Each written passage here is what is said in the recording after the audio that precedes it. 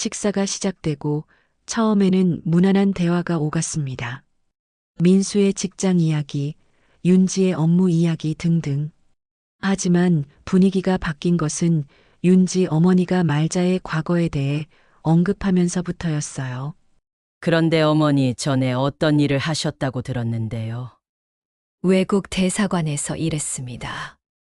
말자는 간단하게 대답했습니다. 하지만 윤지 어머니는 거기서 멈추지 않았어요. 아, 그러니까 가정부 일을 하셨다는 거죠. 순간 식탁이 조용해졌습니다. 민수의 얼굴이 붉어지는 것이 보였어요. 말자는 차분하게 대답했습니다. 네, 20년간 성실히 일했습니다. 그때 윤지 어머니가 웃으며 말했습니다. 아유, 그럼 음식 솜씨는 좋으시겠네.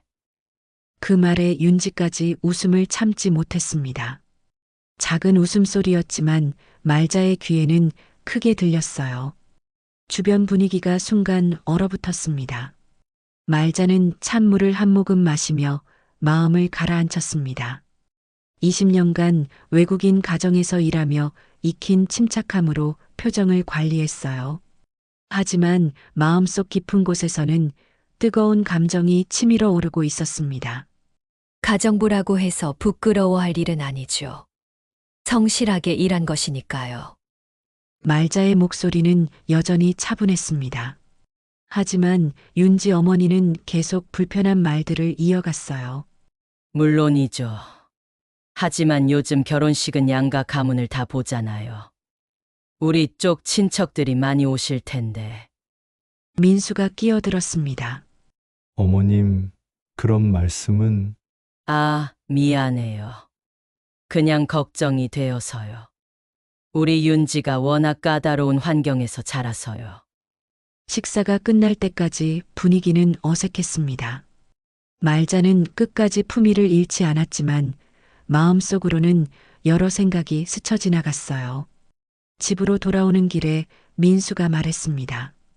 어머니, 죄송해요. 윤지 어머니가 평소 저런 분이 아닌데.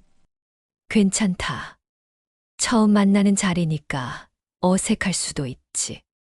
말자는 담담하게 대답했지만 마음 한편에서는 경고음이 울리고 있었습니다. 이 결혼 괜찮을까? 그날 밤 말자는 잠들기 전까지 오랫동안 생각에 잠겼습니다. 대사관에서 일할 때도 이런 시선들을 받은 적이 있었어요. 하지만 그때는 일하는 관계였으니까 참을 수 있었죠. 그런데 이번에는 가족이 될 사람들이었습니다. 말자는 창밖을 바라보며 한숨을 쉬었습니다. 아들의 행복을 위해서라면 무엇이든 참을 수 있지만 이번만큼은 확신이 서지 않았어요. 상견례 첫 만남의 자리에서 모멸감을 느낀 박말자님. 어떤 사연이 있을지 또한 어떤 반전의 이야기가 있을지 이어서 들어보시겠습니다. 좋아요, 구독 알림 설정은 무료니까요. 사연 들으면서 마음에 닿았다면 살짝 응원 부탁드립니다. 그럼 오늘의 사연 시작합니다. 새벽 5시 반, 박말자는 어김없이 눈을 떴습니다. 서울 변두리 30평 아파트의 작은 방에서 일어나 창문을 열자 차가운 공기가 얼굴을 스쳤습니다. 76세의 나이에도 여전히 규칙적인 생활을 유지하는 말자였죠. 손목 시계를 확인하니 정확히 5시 30분, 20년간 몸에 밴 습관이었습니다. 부엌으로 향하는 말자의 발걸음은 조용했습니다. 아들 민수가 아직 자고 있을 시간이니까요. 45세인 민수는 무역회사 부장으로 일하며 바쁜 나날을 보내고 있었습니다. 말자는 조용히 물을 끓이며 하루를 시작했죠. 창밖으로 보이는 작은 텃밭에는 말자가 정성스럽게 가꾼 상추와 깻잎이 자라고 있었습니다. 소일거리라고 하지만 사실 말자에게는 소중한 일상이었어요. 흙을 만지고 새싹을 돌보는 일이 마음을 편안하게 해주었거든요. 어머니, 벌써 일어나셨어요? 민수가 잠옷 차림으로 부엌에 나왔습니다. 응, 일찍 자면 일찍 일어나는 거지. 너는 좀 더 자도 되는데. 괜찮아요. 오늘 일찍 나가야 해서요. 말자는 민수를 위해 아침을 준비했습니다. 된장찌개와 계란말이, 그리고 텃밭에서 따온 상추를 식탁에 올렸죠. 평범해 보이는 아침 풍경이었지만 말자의 마음속에는 복잡한 감정이 자리하고 있었습니다. 말자 씨, 정말 복 터진 인생이야. 동네 사람들은 항상 이렇게 말했습니다.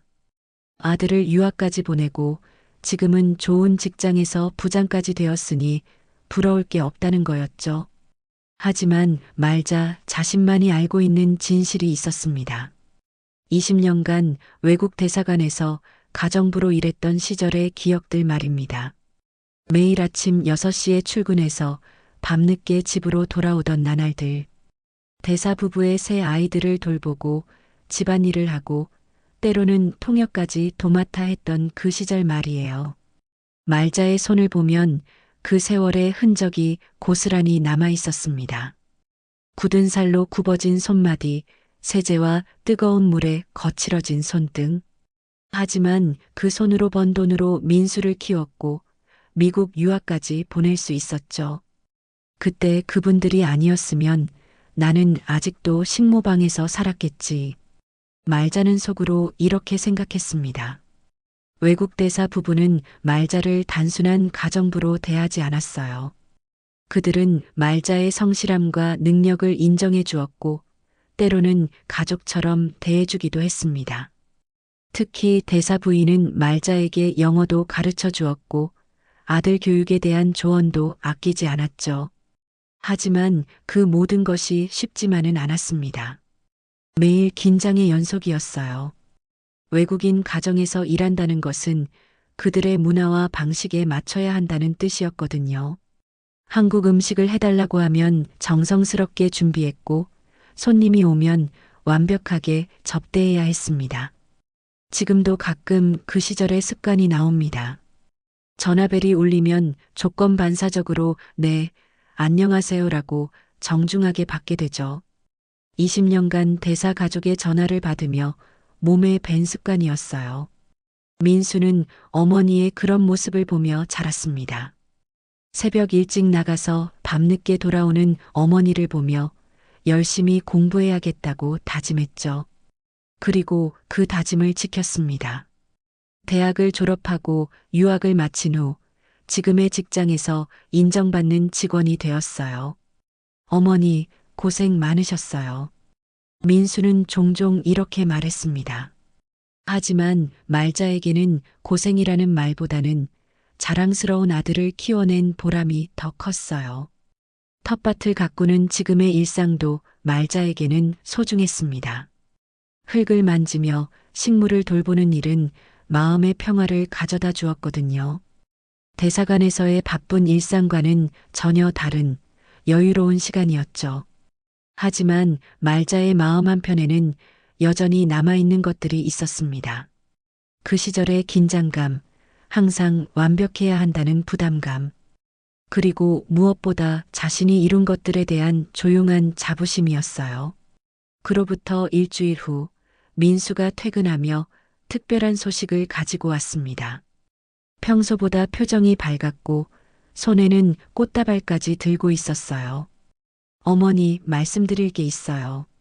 말자는 저녁 준비를 하던 손을 멈추고 민수를 바라봤습니다.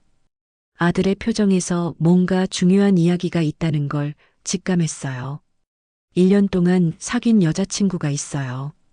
이번에 어머니께 소개해드리고 싶어서요. 민수의 말에 말자의 마음은 복잡해졌습니다. 기쁘기도 하고 한편으로는 걱정도 되었어요. 아들이 45세나 되어서야 결혼 이야기를 꺼내는 것도 그렇고 어떤 사람인지도 궁금했거든요. 그래, 어떤 분인데? 윤지라고 해요. 나이는 38이고 대학병원 행정팀장으로 일하고 있어요. 정말 좋은 사람이에요. 민수는 윤지에 대해 자세히 설명했습니다. 명문대 출신의 안정적인 직장을 가진 똑똑하고 능력 있는 여성이라고 했어요. 말자는 조용히 듣고 있었지만 마음 한편에서는 불안감이 스쳐 지나갔습니다. 며칠 후 정식 상견례 자리가 마련되었습니다. 장소는 시내 유명한 한정식 집이었어요. 말자는 평소보다 정성스럽게 옷차림을 했습니다. 검은색 정장에 진주 목걸이를 걸고 머리도 미용실에서 단정하게 손질했죠. 한정식 집에 도착하니 이미 윤지 쪽 가족들이 와 있었습니다. 윤지의 어머니는 60대 초반으로 보였는데 고급 한복을 입고 있었어요. 치과 원장 부인이라고 소개받았습니다. 어머님, 안녕하세요. 박말자입니다. 말자가 정중하게 인사를 드렸습니다. 하지만 윤지 어머니의 반응은 예상과 달랐어요. 아, 네. 많이 들었어요. 차가운 어조였습니다. 윤지 아버지는 그나마 나았지만 역시 어색한 분위기는 감출 수 없었어요. 식사가 시작되고 처음에는 무난한 대화가 오갔습니다. 민수의 직장 이야기, 윤지의 업무 이야기 등등. 하지만 분위기가 바뀐 것은 윤지 어머니가 말자의 과거에 대해 언급하면서부터였어요. 그런데 어머니, 전에 어떤 일을 하셨다고 들었는데요? 외국 대사관에서 일했습니다. 말자는 간단하게 대답했습니다. 하지만 윤지 어머니는 거기서 멈추지 않았어요. 아, 그러니까 가정부 일을 하셨다는 거죠? 순간 식탁이 조용해졌습니다. 민수의 얼굴이 붉어지는 것이 보였어요. 말자는 차분하게 대답했습니다. 네, 20년간 성실히 일했습니다. 그때 윤지 어머니가 웃으며 말했습니다. 아유, 그럼 음식 솜씨는 좋으시겠네? 그 말에 윤지까지 웃음을 참지 못했습니다. 작은 웃음소리였지만 말자의 귀에는 크게 들렸어요. 주변 분위기가 순간 얼어붙었습니다. 말자는 찬물을 한 모금 마시며 마음을 가라앉혔습니다. 20년간 외국인 가정에서 일하며 익힌 침착함으로 표정을 관리했어요. 하지만 마음속 깊은 곳에서는 뜨거운 감정이 치밀어 오르고 있었습니다. 가정부라고 해서 부끄러워할 일은 아니죠. 성실하게 일한 것이니까요. 말자의 목소리는 여전히 차분했습니다. 하지만 윤지 어머니는 계속 불편한 말들을 이어갔어요. 물론이죠. 하지만 요즘 결혼식은 양가 가문을 다 보잖아요.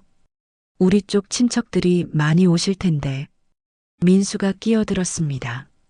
어머님, 그런 말씀은. 아, 미안해요. 그냥 걱정이 되어서요. 우리 윤지가 워낙 까다로운 환경에서 자라서요. 식사가 끝날 때까지 분위기는 어색했습니다. 말자는 끝까지 품위를 잃지 않았지만 마음속으로는 여러 생각이 스쳐 지나갔어요. 집으로 돌아오는 길에 민수가 말했습니다. 어머니, 죄송해요. 윤지 어머니가 평소 저런 분이 아닌데. 괜찮다. 처음 만나는 자리니까 어색할 수도 있지. 말자는 담담하게 대답했지만 마음 한편에서는 경고음이 울리고 있었습니다. 이 결혼 괜찮을까? 그날 밤 말자는 잠들기 전까지 오랫동안 생각에 잠겼습니다. 대사관에서 일할 때도 이런 시선들을 받은 적이 있었어요. 하지만 그때는 일하는 관계였으니까 참을 수 있었죠. 그런데 이번에는 가족이 될 사람들이었습니다. 말자는 창밖을 바라보며 한숨을 쉬었습니다. 아들의 행복을 위해서라면 무엇이든 참을 수 있지만 이번만큼은 확신이 서지 않았어요. 상견례가 끝난 지 일주일 후 말자의 불안감은 현실이 되기 시작했습니다. 윤지 쪽 가족들의 태도는 점점 더 노골적으로 변해갔어요. 어머님, 안녕하세요. 결혼 준비 때문에 전화드렸어요. 윤지의 목소리는 표면적으로는 정중했지만 어딘가 거리감이 느껴졌습니다. 말자는 조용히 전화를 받으며 윤지의 말을 들었어요. 결혼식 장소를 예약했는데요. 강남에 있는 호텔이에요. 우리 집안은 의사 집안이라서요. 결혼식 규모는 크게 해야겠어요. 하객이 한 200명 정도 올 것 같아요. 말자는 가만히 듣고 있었습니다. 하지만 윤지의 다음 말에 마음이 무거워졌어요. 그런데 혼수 준비는 어떻게 하실 거예요? 민수 씨는 얼마나 보태실 거죠? 그건 너희들이 알아서 정하는 게 좋지 않을까?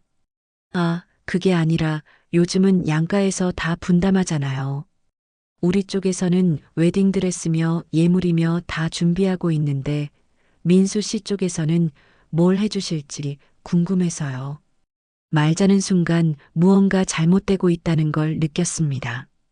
결혼 준비라는 게 이렇게 계산적인 것이었나 싶었어요. 며칠 후 윤지 어머니가 직접 전화를 걸어왔습니다. 어머님, 혹시 시간 되시면 한번 만날 수 있을까요? 결혼 준비 때문에 상의할 게 있어서요. 만남 장소는 고급 카페였습니다. 말자가 도착했을 때 윤지 어머니는 이미 와 있었어요. 비싼 핸드백을 옆에 두고 명품 시계를 차고 있었습니다. 어머님 바쁘실 텐데 나와주셔서 고마워요. 아니에요. 무슨 상의할 일이 있다고 하셨나요? 윤지 어머니는 커피를 한 모금 마신 후 본론을 꺼냈습니다. 사실 결혼식 비용 때문에 말씀드리려고 해요. 요즘 결혼식이 워낙 비싸잖아요. 호텔도 그렇고 드레스도 그렇고 얼마나 드나요? 전체적으로 1억 정도 들 것 같아요. 물론 양가에서 나눠서 부담하는 거지만요. 말자는 깜짝 놀랐습니다. 억 단위의 결혼식이라니 상상도 못한 금액이었어요. 그런데 사실 저희 쪽에서 미리 예약해 놓은 게 있어서요. 좀 급하게 돈이 필요한 상황이에요. 윤지 어머니의 말은 점점 더 구체적이 되었습니다. 혹시 먼저 비용을 대신 내주실 수 있을까요? 나중에 정산하면 되니까요. 말자는 뭔가 이상하다는 생각이 들었습니다. 결혼식 비용을 미리 대신 내달라는 것도 그렇고 윤지 어머니의 태도도 처음과 많이 달랐어요. 그런데 정확히 얼마나 필요한 건가요? 한 3억 정도요. 결혼식장 계약금이랑 드레스, 예물까지 해서요. 3억이라는 숫자에 말자는 할 말을 잃었습니다. 그 돈이면 집 한 채를 살 수 있는 금액이었어요. 좀 갑작스럽네요. 아이들과 상의해 봐야겠어요. 물론이죠. 하지만 너무 늦으면 예약이 취소될 수도 있어서요. 집으로 돌아온 말자는 민수와 진지한 대화를 나눴습니다. 민수야, 윤지 어머니가 결혼식 비용을 미리 대신 내달라고 하시던데. 민수의 표정이 어두워졌습니다. 어머니, 사실 저도 윤지한테 들었어요. 윤지 집안에 좀 급한 일이 생겼다고 하더라고요. 급한 일이 뭔데? 윤지 아버지 치과에서 투자하신 게 있는데 그게 잘못되어서 돈이 좀 필요하다고 해요. 말자는 점점 더 이상한 느낌이 들었습니다. 결혼식 준비라고 했던 돈이 사실은 다른 용도였던 거죠. 엄마, 한 번만 부탁드릴게요. 윤지랑 결혼하고 싶어요. 민수의 간절한 표정을 보며 말자의 마음은 복잡해졌습니다. 아들의 행복을 위해서라면 뭐든 해주고 싶었지만 뭔가 잘못된 방향으로 가고 있다는 느낌을 지울 수 없었어요. 그날 밤 말자는 잠을 이룰 수 없었습니다. 오래된 서랍을 열어 대사관 시절의 물건들을 꺼내봤어요. 그 중에는 외국 대사 부인이 떠날 때 남겨준 편지가 있었습니다. 편지에는 영어로 이런 문장이 적혀 있었어요. 박 씨, 당신의 가치를 절대 깎아내리게 두지 마세요. 당신은 우리 가족에게 소중한 사람이었고 앞으로도 당신 자신을 자랑스럽게 여기며 살아가세요. 말자는 편지를 읽으며 눈물이 났습니다. 20년 전 그 외국 부인이 자신을 얼마나 소중하게 여겨주었는지 새삼 깨달았어요. 하지만 지금 윤지 가족들은 말자를 어떻게 보고 있을까요? 돈이 필요할 때만 찾는 그냥 편리한 존재로 여기는 건 아닐까요? 말자는 답변을 미뤘습니다. 성급하게 결정할 일이 아니라는 생각이 들었거든요. 아들의 행복도 중요하지만 자신의 존재 가치도 소중히 여겨야 한다는 걸 깨달았습니다. 결혼 준비가 본격적으로 시작되면서 윤지의 본 모습은 점점 더 드러났습니다. 처음에 정중한 모습은 온데간데없고 말자를 대하는 태도는 날로 차가워져 갔어요. 어머님, 웨딩드레스 피팅 일정 잡았는데요. 윤지가 전화를 걸어와서 말했습니다. 말자는 당연히 함께 가는 줄 알았어요. 아들의 결혼 준비인데 어머니가 참여하는 게 자연스러운 일이니까요. 언제인가요? 제가 시간 맞춰서. 어머님은 안 오셔도 돼요. 저희끼리 할게요. 윤지의 말에 말자는 당황했습니다. 결혼 준비에서 시어머니를 배제한다는 게 이해되지 않았어요. 그래도 같이 가는 게 괜히 촌스럽게. 죄송해요. 그게 아니라 드레스샵이 좁아서 사람이 많으면 불편할 것 같아서요. 윤지의 말 속에는 분명한 거부감이 담겨 있었습니다. 말자는 뭔가 섭섭한 마음을 억누르며 전화를 끊었어요. 며칠 후에는 더 충격적인 소식이 들려왔습니다. 말자의 오랜 친구인 김순옥이 급하게 전화를 걸어왔어요. 말자야, 혹시 민수 결혼 상대방 쪽 사람들 만났니? 응, 왜? 아니, 시장에서 우연히 들었는데 말이야. 순옥의 목소리가 조심스러워졌습니다. 윤지 어머니가 지인들한테 얘기하고 다니더라고. 가정부 집안이라 창피하다고. 말자는 순간 숨이 막혔습니다. 뒤에서 이런 말을 하고 다녔다니 충격이었어요. 정말? 응. 나도 처음엔 못 들은 척 했는데 너무 기분이 나빠서 전화했어. 말자야, 내가 20년 동안 얼마나 성실하게 일했는데. 순옥의 위로도 소용없었습니다. 말자의 마음은 이미 상처로 가득했어요. 그날 저녁 민수가 퇴근해서 들어왔을 때 말자는 조용히 물어봤습니다. 민수야, 윤진의 어머니가 우리에 대해서 어떻게 생각하시는 것 같니? 왜 그런 말씀을 갑자기? 그냥 궁금해서. 민수는 잠시 망설이다가 솔직하게 말했습니다. 사실 윤지도 좀 고민이 있다고 했어요. 어머니가 자꾸 뭐라고 하신다고. 뭐라고 하시는데? 결혼식 때 친척들이 어떻게 생각할지 걱정된다고. 어머니, 죄송해요. 민수의 사과에도 말자의 마음은 더욱 무거워졌습니다. 다음 날 더 큰 문제가 터졌습니다. 윤지가 갑자기 찾아와서는 혼자서 이야기하자고 했어요. 어머님, 사실 결혼 준비하면서 좀 힘든 일이 있어서요.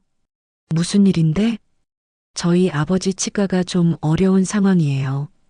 투자하신 게 잘못되어서. 윤지는 울먹이는 표정으로 말했습니다.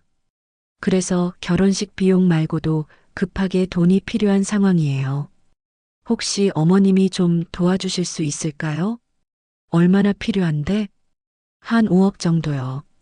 빚을 갚지 못하면 치과를 문 닫아야 해요. 말자는 깜짝 놀랐습니다. 처음에 3억이라고 했던 게 이제는 5억이 되었어요. 그렇게 큰 돈을. 어머님이 외국 대사관에서 일하시면서 많이 모아두셨다고 들었어요. 제발 도와주세요. 윤지의 간절한 부탁에도 말자는 쉽게 답할 수 없었습니다. 뭔가 이상했어요. 결혼 준비 비용이라고 했다가 이제는 치과 빚이라고 하고 금액도 계속 늘어나고 있었거든요. 좀 시간을 주세요. 갑자기 그런 큰 돈을. 시간이 없어요. 다음 주까지 갚지 못하면 정말 큰일 나요. 윤지는 계속 재촉했습니다. 하지만 말자는 답을 미뤘어요. 그날 밤 말자는 오래된 상자를 꺼내서 대사관 시절의 기념품들을 하나씩 살펴봤습니다. 그 중에는 대사 부부가 귀국할 때 남겨준 편지들이 있었어요. 특히 대사 부인의 마지막 편지에는 이런 내용이 적혀 있었습니다. 말자 씨, 당신은 우리 가족에게 정말 소중한 사람이었어요. 당신의 성실함과 정직함을 잊지 않겠습니다. 앞으로 어떤 일이 있어도 당신 자신의 가치를 함부로 낮추지 마세요. 말자는 편지를 읽으며 깊은 생각에 빠졌습니다.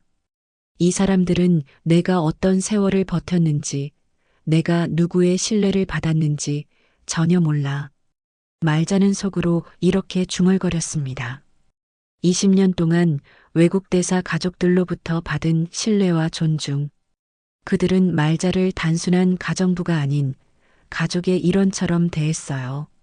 하지만 지금 윤지 가족들은 말자를 어떻게 보고 있을까요? 돈이 필요할 때만 찾고 뒤에서는 창피하다고 말하고 다니는 사람들. 이런 사람들과 가족이 되어야 하는 걸까요? 말자는 서랍 깊숙이 보관해둔 또 다른 서류들을 꺼내봤습니다. 대사 부부가 귀국하면서 남겨준 것들이었어요. 유언장 사본과 해외 부동산 관련 서류들. 그들이 말자에게 얼마나 큰 신뢰를 보였는지 알 수 있는 증거들이었죠. 하지만 이런 것들을 민수에게도 자세히 말한 적이 없었습니다. 굳이 자랑할 필요도 없고 조용히 간직하고 싶었거든요. 이제 결정할 시간이 다가오고 있었습니다. 아들의 행복을 위해 모든 걸 희생할 것인가, 아니면 자신의 존재 가치를 지킬 것인가. 결혼식을 5일 앞둔 화요일 오후 말자가 텃밭에서 상추를 따고 있을 때 집 전화가 울렸습니다. 윤지 어머니였어요. 어머님, 안녕하세요. 혹시 지금 시간 되시나요? 목소리에 다급함이 묻어 있었습니다. 말자는 손을 씻고 전화를 받았어요. 네, 무슨 일이신가요? 사실 급한 일이 생겨서 전화드렸어요. 어머님께 정말 죄송한 부탁을 드려야 할 것 같아서요. 말자는 이미 무슨 이야기가 나올지 짐작하고 있었습니다. 저희 쪽에서 채무 문제가 생겼어요. 치과 운영하면서 빌린 돈을 갚아야 하는데 갑자기 채권자가 독촉을 하는 거예요. 얼마나 되는 건가요? 3억 원이에요. 결혼식 전까지 꼭 갚아야 해요. 안 그러면 정말 큰일 나거든요. 말자는 조용히 듣고 있었습니다. 처음에는 결혼식 비용이라고 했다가 그 다음에는 5억이라고 했었는데 이제 또 3억이라고 하고 있었어요. 혹시 어머님이 좀 대신 갚아주실 수 있을까요? 나중에 꼭 갚아드릴게요. 갑자기 그런 큰 돈을. 어머님이 외국 대사관에서 오래 일하시면서 많이 모아두셨다고 들었어요. 제발 도와주세요. 이번 한 번만요. 윤지 어머니의 목소리가 간절했습니다. 하지만 말자는 뭔가 이상하다는 생각을 지울 수 없었어요. 좀 생각해보고 연락드릴게요. 어머님, 시간이 정말 없어요. 내일까지 답을 주셔야 해요. 전화를 끊은 후 말자는 깊은 한숨을 쉬었습니다. 30분 후 민수가 회사에서 급하게 전화를 걸어왔어요. 어머니, 윤지 어머님한테 연락 받으셨죠? 응, 들었다. 어머니, 정말 죄송해요. 하지만 한 번만 부탁드릴게요. 윤지랑 꼭 결혼하고 싶어요. 민수의 목소리에는 절실함이 담겨 있었습니다. 민수야, 그 돈이 정말 치과 빚이 맞니? 네, 윤지가 그렇게 말했어요. 아버지가 치과 확장하면서 투자한 게 잘못됐다고. 말자는 더 이상 묻지 않았습니다. 하지만 마음속으로는 의구심이 커져만 갔어요. 그날 밤 말자는 잠들 수 없었습니다. 서랍을 열어 오래전 대사 부부가 남겨준 편지를 다시 꺼내 읽었어요. 그 중에서도 대사 부인이 마지막에 쓴 편지가 특히 눈에 들어왔습니다. 말자 씨, 당신의 가치를 절대 깎아내리게 두지 마세요. 이 문장이 계속 머릿속에 맴돌았습니다. 20년 동안 외국 대사 가족들과 함께 지내면서 느꼈던 존중과 신뢰. 그들은 말자를 진정한 가족의 일원으로 대했어요. 하지만 지금 윤지 가족들은 어떤가요? 돈이 필요할 때만 찾고 평소에는 가정부 출신이라며 부끄러워하는 사람들. 이런 사람들에게 자신의 전 재산을 맡겨도 되는 걸까요? 말자는 일어나서 또 다른 서랍을 열었습니다. 거기에는 대사 부부가 귀국할 때 남겨준 중요한 서류들이 보관되어 있었어요. 유언장 사본, 해외 부동산 등기부 등본, 그리고 몇 개의 봉인된 편지들. 대사 부부는 말자를 단순한 직원이 아닌 신뢰할 만한 사람으로 여겼습니다. 그래서 이런 중요한 서류들을 맡겨둔 거였어요. 말자 자신도 정확히 얼마의 가치가 있는지 모르는 것들이었지만 분명한 건 상당한 재산이라는 것이었습니다. 다음 날 아침 말자는 결심을 했습니다. 민수에게 진실을 말할 때가 된 것 같았어요. 민수야, 엄마가 너한테 보여줄 게 있다. 말자는 서류 봉투를 꺼내서 민수 앞에 놓았습니다. 이게 뭐예요? 대사관에서 일할 때 받은 것들이다. 내가 알아야 할 것 같아서. 민수가 서류들을 하나씩 살펴보자 표정이 놀라움으로 바뀌었습니다. 어머니, 이거 정말 어머니 명의예요? 응. 그분들이 돌아가시면서 남겨주신 거야. 유언장에는 말자에게 상당한 해외 부동산과 금융자산을 물려준다는 내용이 적혀 있었습니다. 정확한 가액을 알 수는 없었지만 10억 원은 좋게 넘어 보이는 규모였어요. 어머니, 왜 이제서야 말씀해 주세요? 굳이 자랑할 일도 아니고 조용히 간직하고 싶었어. 하지만 지금 상황에서는 내가 알아야 할 것 같더라. 말자는 민수의 눈을 똑바로 바라보며 말했습니다. 아들아, 이건 내 전 재산이다. 그런데 이 결혼, 나는 반대한다. 민수의 얼굴이 당황스러운 표정으로 변했습니다. 어머니, 왜요? 그 사람들이 우리를 어떻게 보는지 알겠니? 돈이 필요할 때만 찾고 평소에는 부끄러워하는 사람들이야. 어머니, 윤지는 그런 사람이 아니에요. 정말 그럴까? 결혼식 비용이라고 했다가 치과 빚이라고 했다가 금액도 계속 바뀌고 이상하지 않니? 민수는 할 말을 잃었습니다. 사실 민수도 최근 들어 뭔가 이상하다는 생각을 하고 있었거든요. 아들아, 엄마는 내가 행복했으면 좋겠어. 하지만 이런 식으로는 행복할 수 없을 것 같다. 말자의 목소리에는 단호함이 담겨 있었습니다. 20년간 외국인 가정에서 받았던 존중을 생각하면 지금의 상황은 받아들일 수 없었어요. 민수와의 대화를 마친 다음 날 아침 말자는 일찍 일어나 평소보다 정성스럽게 옷차림을 했습니다. 검은색 정장에 진주 목걸이를 하고 중요한 서류들을 가방에 넣었어요. 오늘은 결정적인 하루가 될 것 같았거든요. 첫 번째 목적지는 은행이었습니다. 말자는 20년 전부터 관리해온 외환 계좌를 확인하러 갔어요. 대사 부부가 남겨준 해외 부동산 관련 계좌와 자신이 모아온 돈들이 모두 들어있는 곳이었습니다. 박말자 고객님, 오랜만이세요. 담당 직원이 반갑게 인사했습니다. 말자는 이 은행에서 20년 넘게 거래해온 고객이었어요. 계좌 잔액 확인하고 몇 가지 상담받고 싶어서 왔어요. 직원이 컴퓨터를 확인하더니 깜짝 놀라는 표정을 지었습니다. 고객님, 해외 부동산 쪽에서 수익이 많이 발생했네요. 작년에 비해 상당히 증가했어요. 말자도 놀랐습니다. 정확한 금액을 들어보니 생각보다 훨씬 많았어요. 대사 부부가 남겨준 부동산들이 그동안 상당히 값이 올랐던 것 같았습니다. 전체 자산이 얼마나 되나요? 한국 돈으로 환산하면 약 15억 원 정도 됩니다. 말자는 한동안 말을 잇지 못했습니다. 자신이 이렇게 큰 재산을 가지고 있다는 사실이 실감나지 않았어요. 은행에서 나온 말자는 곧바로 변호사 사무실로 향했습니다. 오래전부터 알고 지내던 변호사와 상담 약속을 잡아둔 상태였어요. 말자 씨, 오늘은 무슨 일로 오셨어요? 재산 상속 구조를 바꾸고 싶어서요. 그리고 채무 보증 관련해서도 상담받고 싶고요.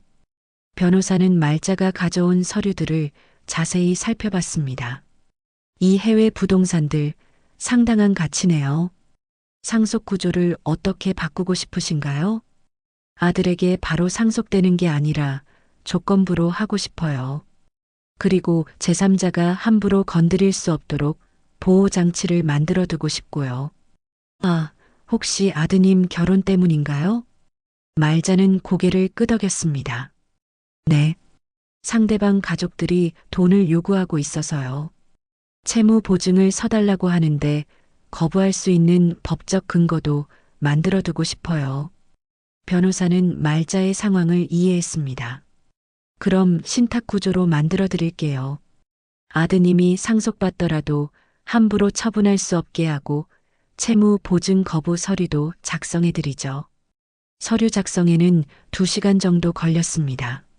말자는 모든 절차를 꼼꼼히 확인하며 서명했어요. 변호사 사무실에서 나온 말자는 잠시 카페에 앉아 생각을 정리했습니다. 이제 법적 보호장치는 마련했지만 민수에게 어떻게 말할지가 고민이었어요. 집으로 돌아가니 민수가 일찍 퇴근해서 기다리고 있었습니다. 어머니, 어디 다녀오셨어요?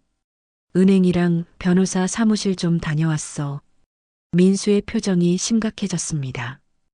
혹시 윤지 어머니 때문인가요?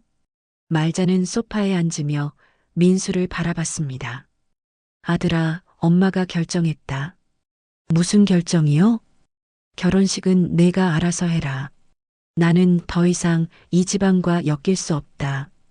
민수의 얼굴이 창백해졌습니다. 어머니, 그러면 윤지가. 그건 내가 선택할 일이야. 하지만 엄마는 그 사람들에게 한 푼도 줄 수 없어. 말자는 단호하게 말했습니다. 어머니, 제발 한 번만 생각해 보세요. 윤지랑 헤어지면 저는. 민수야, 너 정말 그 여자를 사랑하니?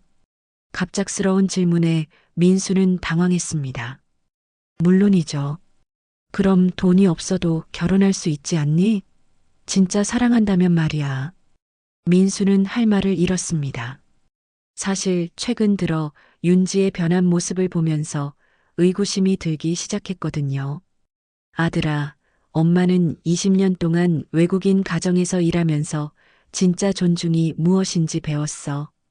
그분들은 나를 가족처럼 대해주셨거든. 말자의 목소리에 감정이 실렸습니다. 하지만 윤진의 사람들은 어떠니? 나를 돈주머니로만 보고 있어. 뒤에서는 창피하다고 말하고 다니면서 돈이 필요할 때만 찾는 거야. 민수는 고개를 숙였습니다. 어머니의 말이 맞다는 걸 알고 있었거든요. 어머니, 그럼 어떻게 해야 해요? 내가 정말 윤지를 사랑한다면 돈 없이도 결혼할 수 있다고 말해봐. 그리고 윤지가 어떻게 반응하는지 봐. 말자는 민수의 손을 잡았습니다. 아들아, 엄마는 내가 행복했으면 좋겠어. 하지만 이런 식으로는 행복할 수 없어. 결혼은 사랑하는 사람끼리 하는 거지. 돈 때문에 하는 게 아니거든. 그날 밤 민수는 윤지에게 전화를 걸었습니다. 윤지야, 우리 이야기 좀 하자. 무슨 이야기? 결혼 준비 말이야. 어머니가 돈을 안 주신대. 전화 너머로 잠시 침묵이 흘렀습니다.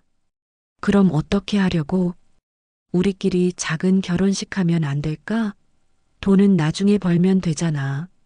민수 씨, 지금 무슨 말을 하는 거예요? 이미 다 예약해 놓았는데. 윤지의 목소리가 차갑게 변했습니다. 그럼 취소하고. 말도 안 돼요. 우리 집안 체면은 어떻게 하고요? 민수는 그 순간 모든 걸 깨달았습니다. 윤지에게 중요한 건 사랑이 아니라 돈과 체면이었던 거죠. 결혼식 당일 아침 말자는 평소보다 일찍 일어났습니다. 창밖으로 보이는 하늘은 맑았지만 집안 분위기는 무겁기만 했어요. 민수는 밤새 뒤척이며 잠을 제대로 자지 못한 것 같았습니다. 민수야, 아침 먹어. 말자가 조용히 말했지만 민수는 식탁에 앉아서도 젓가락을 들지 못했어요. 어머니, 정말 이래도 되는 건가요? 뭐가? 결혼식을 이렇게 엎어버리는 게. 말자는 민수의 어깨에 손을 올렸습니다. 아들아, 진짜 사랑이라면 이런 상황에서도 내 편에 서야 하는 거 아니겠니? 돈이 없다고 해서 등을 돌리는 사람이 진짜 평생 함께할 사람일까? 민수는 어머니의 말을 듣고 있었지만 여전히 확신이 서지 않았어요. 1년 동안 윤지와 함께했던 시간들이 아까웠거든요.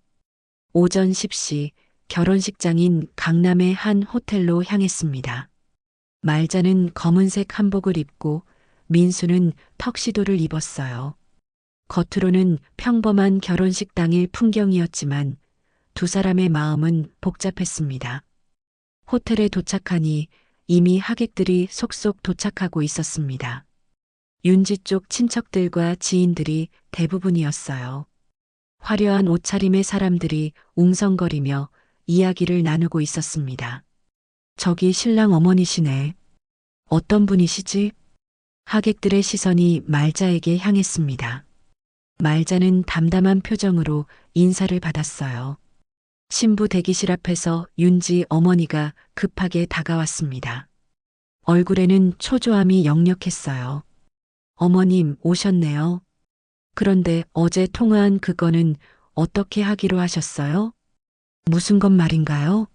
말자는 일부러 모르는 척했습니다. 채무 해결 말이에요. 돈 좀 빌려주시기로 했잖아요. 언제 그런 약속을 했나요? 윤지 어머니의 얼굴이 당황스러운 표정으로 변했습니다. 어머님, 농담하시는 거죠? 민수 씨한테도 말했는데. 그건 우리 집 일이 아니죠. 말자의 목소리는 차분했지만 단호했습니다. 뭐라고요? 결혼은 취소하세요. 순간 주변이 조용해졌습니다. 지나가던 하객들도 무슨 일인가 싶어 귀를 기울였어요. 어머님, 지금 무슨 말씀을 하시는 거예요? 윤지 어머니의 목소리가 높아졌습니다. 우리 아들이 결혼하지 않겠다고 합니다. 돈 없이는 결혼할 수 없다고 하시니까 그럼 어쩔 수 없죠. 어머님, 이미 모든 게 준비되어 있는데 그건 처음부터 우리가 원한 게 아니었어요. 억대 결혼식을 누가 하자고 했나요? 말자의 말에 윤지 어머니는 할 말을 잃었습니다. 바로 그때 민수가 나타났습니다. 턱시도를 입은 모습이지만 표정은 결연했어요. 어머니 말씀이 맞습니다. 모든 사람들의 시선이 민수에게 집중되었습니다. 저 오늘 이 결혼 안 합니다. 하객들 사이에서 웅성거림이 커졌습니다. 신부 대기실에서 급하게 윤지가 나왔어요. 민수 씨, 무슨 일이에요? 윤지는 웨딩드레스를 입고 있었지만 얼굴은 창백했습니다. 윤지 씨, 미안해요. 하지만 우리는 맞지 않는 것 같아요. 갑자기 왜 이러는 거예요? 돈이 없으면 사랑도 없는 거잖아요. 어머님이 3억을 안 준다고 하니까 결혼을 못 하겠다고 하셨잖아요. 윤지의 얼굴이 더욱 하얗게 질렸습니다. 그게 아니라, 그럼 뭐예요? 저희끼리 작은 결혼식을 하자고 했을 때 왜 안 된다고 하셨어요? 주변 하객들이 점점 더 가까이 다가와 구경하기 시작했습니다. 체면이 서지 않는다고, 우리 집안격에 맞지 않는다고 하셨잖아요. 민수의 목소리는 점점 커졌습니다. 그리고 제 어머니를 뒤에서 가정부 출신이라며 창피하다고 말하고 다니셨죠? 이 말에 하객들 사이에서 수군거림이 더욱 커졌습니다. 윤지 어머니가 급하게 끼어들었습니다. 민수 씨, 오해가 있는 것 같은데. 오해가 아니에요. 제 어머니는 20년 동안 외국 대사관에서 성실히 일하셨어요. 그분들이 어머니를 얼마나 신뢰했는지 아세요? 말자는 민수의 모습을 보며 가슴이 뭉클했습니다. 아들이 자신을 지켜주고 있다는 게 고마웠어요. 어머니는 그분들로부터 상당한 재산도 물려받으셨어요. 하지만 우리를 돈으로만 보는 사람들에게는 한 푼도 줄 수 없다고 하셨습니다. 윤지가 울먹이며 말했습니다. 민수 씨, 제발. 윤지 씨도 마찬가지예요. 진짜 저를 사랑한다면 돈이 없어도 함께 하자고 해야 하는 거 아닌가요? 윤지는 대답하지 못했습니다. 내 엄마는 가정부 출신이잖아. 예전에 윤지가 웃으며 했던 그 말이 지금은 다시 들리지 않았습니다. 그 웃음소리도 그 무시하는 눈빛도 이제는 볼 수 없었어요. 하객들은 계속 웅성거렸고 윤지 가족들은 당황한 채로 서 있었습니다. 민수는 어머니에게 다가가 팔짱을 꼈습니다. 어머니, 집에 가요. 말자는 조용히 고개를 끄덕였습니다. 두 사람은 웅성거리는 하객들 사이를 지나 호텔을 나섰어요. 밖으로 나오자 민수가 말했습니다. 어머니, 제가 틀렸어요. 진짜 사랑이 뭔지 이제야 알겠어요. 말자는 아들의 어깨를 다독였습니다.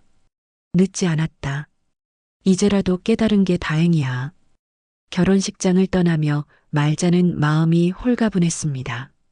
비록 아들이 상처받았지만 더 큰 불행을 막을 수 있었다는 안도감이 들었어요. 결혼식을 포기한 지 6개월이 지났습니다. 말자와 민수의 일상은 조용하지만 평화로웠어요. 민수는 처음 며칠 동안은 상심해했지만 시간이 지나면서 오히려 홀가분해했습니다. 어머니, 정말 잘한 것 같아요. 어느 날 저녁 민수가 말했습니다. 무엇을? 결혼 안 한 거요. 윤지한테서 연락이 왔는데 결국 다른 남자랑 결혼했대요. 돈 많은 사람이랑요. 말자는 별로 놀라지 않았습니다. 예상했던 일이었거든요. 그래, 그럼 됐네. 네. 이제 진짜 알겠어요. 윤지는 저를 사랑한 게 아니라 돈을 사랑했던 거였어요. 민수의 목소리에는 더 이상 아쉬움이 없었습니다. 그 무렵 말자는 중요한 결정을 하나 더 내렸습니다. 대사 부부로부터 물려받은 재산으로 장학재단을 설립하기로 한 것이었어요. 박말자 장학회. 재단 이름을 정하면서 말자는 묘한 감정에 휩싸였습니다.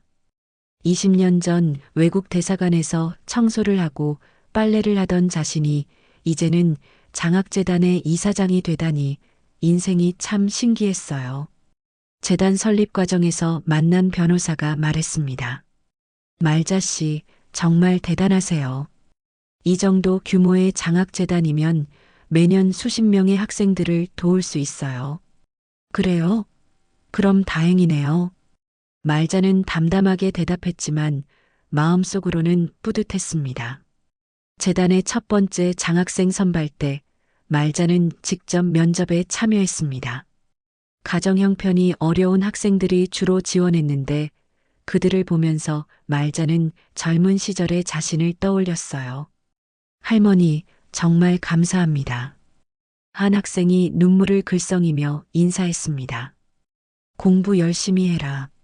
그리고 나중에 성공하면 다른 사람들도 도와주고.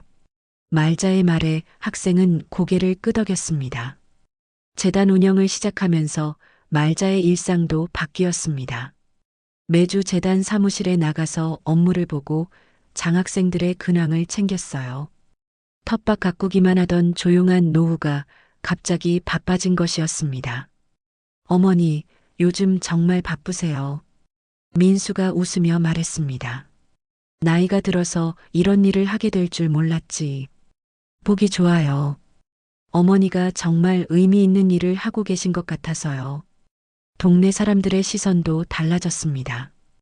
예전에는 말자 씨 복 터진 인생이야라고 했다면 이제는 말자 씨 정말 대단하시네요 라고 했어요. 장학재단까지 만드시다니 정말 존경스러워요. 이웃 아주머니가 감탄하며 말했습니다. 그냥 할 수 있는 일을 하는 거예요. 말자는 여전히 겸손했지만 마음속으로는 자부심을 느꼈습니다. 어느 날 재단 사무실에서 일을 하고 있는데 낯익은 목소리가 들렸습니다. 혹시 박말자 이사장님 계신가요? 돌아보니 윤지 어머니였습니다. 예전보다 많이 초라해 보였어요. 무슨 일이세요? 말자의 목소리는 차분했습니다. 사실 부탁드릴 일이 있어서 왔어요. 저희 조카가 대학 등록금이 없어서. 윤지 어머니는 말을 잇지 못했습니다. 예전에 그렇게 무시했던 사람에게 도움을 청하는 것이 부끄러웠나 봐요. 장학생 선발은 공정하게 심사해서 정합니다. 지원하시면 검토해 드릴게요. 말자는 원칙적으로 대답했습니다. 그런데 혹시 저희 때문에 불이익을 받는 건 아니겠죠? 그런 건 없어요. 정말 도움이 필요한 학생이라면 도와드릴 겁니다. 윤지 어머니는 고개를 숙이고 나갔습니다. 말자는 그 모습을 보며 복잡한 감정을 느꼈어요. 미움보다는 안쓰러움이 더 컸습니다. 재단 일을 하면서 말자는 많은 사람들을 만났습니다. 정치인들, 교육계 인사들, 다른 재단 관계자들. 그들은 모두 말자를 존중하며 대했어요. 박 이사장님, 정말 훌륭한 일을 하고 계시네요. 감사합니다. 20년 전 대사관에서 일할 때처럼 말자는 다시 한번 사람들의 존경을 받고 있었습니다. 하지만 이번에는 더 특별했어요. 자신의 이름으로, 자신의 뜻으로 하는 일이었거든요. 저녁에 집으로 돌아온 말자는 민수와 함께 저녁을 먹으며 하루 일과를 나눴습니다. 오늘은 어떤 일이 있었어요? 새로운 장학생 10명을 선발했어. 모두 좋은 아이들이더라. 어머니가 정말 자랑스러워요. 민수의 말에 말자는 미소를 지었습니다. 내 손으로 키운 아들이 나를 지켜줬다. 그걸로 충분하다. 말자는 속으로 이렇게 생각했습니다. 윤지와의 결혼을 막은 것도, 재단을 설립한 것도 모든 게 의미가 있었어요. 창밖으로 보이는 텃밭에는 여전히 상추와 깻잎이 자라고 있었습니다. 말자는 여전히 새벽에 일어나 텃밭을 돌보고 아침을 준비했어요. 하지만 이제는 그 일상에 더 큰 의미가 있었습니다. 박말자 장학회 이사장. 명함에 적힌 그 직함을 볼 때마다 말자는 신기했습니다. 가정부였던 자신이 이제는 젊은이들의 미래를 돕는 사람이 되었다니요. 그날 밤 말자는 오래된 편지함을 꺼내서 대사 부인의 편지를 다시 읽었습니다. 당신의 가치를 절대 깎아내리게 두지 마세요. 이제야 그 말의 진정한 의미를 알 것 같았습니다.